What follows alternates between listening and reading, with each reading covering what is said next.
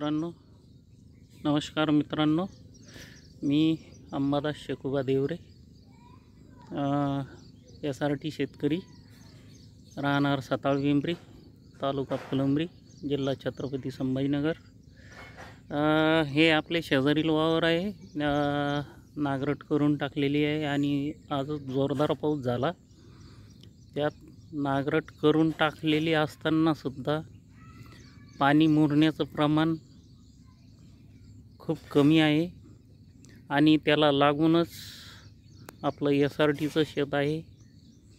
हा लिंबमध्ये बांधावर आहे आणि इकडचं आपलं हे SRTचं शेत आहे.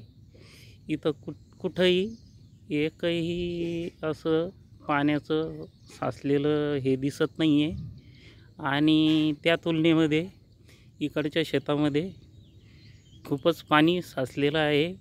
पाणी हवं तसं मुरत नाही आहे पाहिजे तसं, ज्या तुलनेमध्ये SRTमध्ये मुरतं आणि वापसा कंडिशन चांगली राहते.